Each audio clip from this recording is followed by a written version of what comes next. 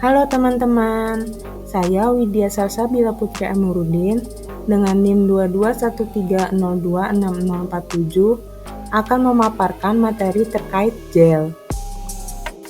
Definisi gel. Gel merupakan bentuk sediaan semi padat bening dan tembus cahaya yang mengandung zat aktif dan merupakan jenis dispersi koloid yang ditandai dengan daya rekat yang kuat karena adanya jaringan yang saling berhubungan dalam fase terdispersi. Sediaan gel, kadang-kadang disebut jelly, adalah sistem semi padat yang terdiri dari suspensi yang dibuat dari partikel anorganik kecil atau molekul organik besar yang terpenetrasi oleh suatu cairan. Komponen sediaan gel terdiri dari zat aktif, gelling agent, bahan tambahan lain seperti air, humectant, thickening agent, antioksidan, pengawet, buffer, dan enhancer. Karakteristik gel. 1. Karakteristik gel harus disesuaikan dengan tujuan penggunaan sediaan yang diharapkan. 2. Zat pembentuk gel yang ideal untuk sediaan farmasi dan kosmetik ialah inert, aman, dan tidak bereaksi dengan komponen lain. 3. Pemilihan bahan pembentuk gel harus dapat memberikan bentuk padatan yang baik selama penyimpanan, tapi dapat rusak segera ketika sediaan diberikan kekuatan atau daya yang disebabkan oleh pengocokan dalam botol, pemerasan tub, atau selama penggunaan topikal. 4. Penggunaan bahan pembentuk gel yang konsentrasinya sangat tinggi atau BM besar dapat menghasilkan gel yang sulit untuk dikeluarkan atau digunakan. 5. Gel dapat terbentuk melalui penurunan temperatur, tapi dapat juga pembentukan gel terjadi setelah pemanasan hingga suhu tertentu. Keuntungan dan kekurangan gel. Pada keuntungan, untuk hidrogel, efek pendinginan pada kulit saat digunakan, penampilan sediaan yang jernih dan elegan, pada pemakaian di kulit setelah kering meninggalkan film tembus pandang, elastis, daya lekat tinggi yang tidak menyumbat pori sehingga pernapasan pori tidak terganggu, mudah dicuci dengan air, pelepasan obat baik, dan kemampuan penyebaran pada kulit yang baik. Lalu kekurangan, untuk hidrogel, harus menggunakan zat aktif yang larut di dalam air, sehingga diperlukan penggunaan peningkatan kelarutan seperti surfaktan agar gel tetap jernih pada berbagai perubahan temperatur. Tetapi gel tersebut sangat mudah dicuci atau hilang ketika berkeringat. Kandungan surfaktan yang tinggi dapat menyebabkan iritasi dan harga lebih mahal. Penggunaan emulien golongan ester harus diminimalkan atau dihilangkan untuk mencapai kejernihan yang tinggi.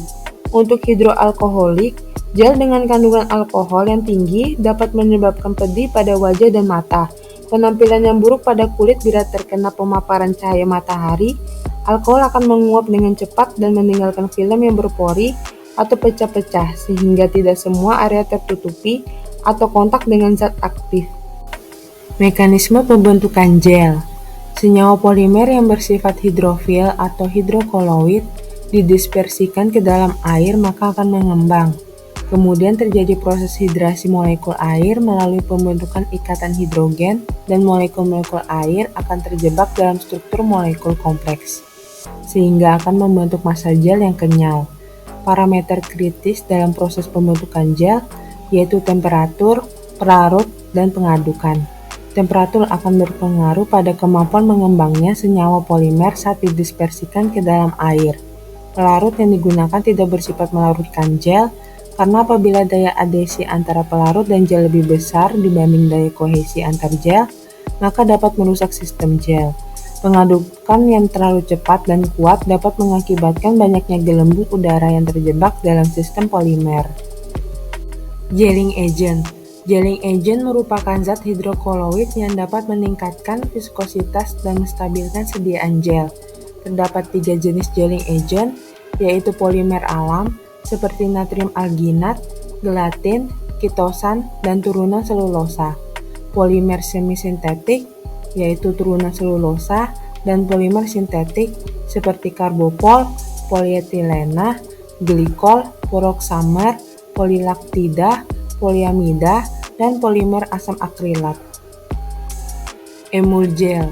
Emulgel merupakan emulsi yang telah dibuat gel dengan menggunakan zat pembentuk gel dan dapat dibuat dengan tipe oil in water maupun water in oil, di mana tujuannya untuk meningkatkan daya serap dari bahan aktif yang tidak dapat dilakukan oleh sistem gel, serta untuk memberikan kenyamanan yang tidak bisa didapatkan melalui emulsi. Pembuatan emulgel. Pada proses pembuatan gel, mula-mula campuran diaduk kuat untuk mencegah timbulnya pengendapan. Kemudian diaduk perlahan untuk mencegah terbentuknya gelembung udara sampai sediaan cukup kental dan tidak terlalu lengket untuk dituang. Untuk bahan yang tidak tahan pemanasan, maka ditambahkan setelah basis gel dingin. Pembuatan emulsi. Pada fase minyak, dipersiapkan dengan melarutkan span 80 dalam parafin cair. Fase air dibuat dengan melarutkan pin 80 dalam air. Baik fase minyak maupun fase air secara terpisah dipanaskan pada suhu 70 derajat Celcius hingga 80 derajat Celcius. Lalu fase minyak ditambahkan ke fase air secara terus-menerus hingga homogen dan diperoleh emulsi. Emulsi yang diperoleh dicampur dengan gel dengan perbandingan 1:1.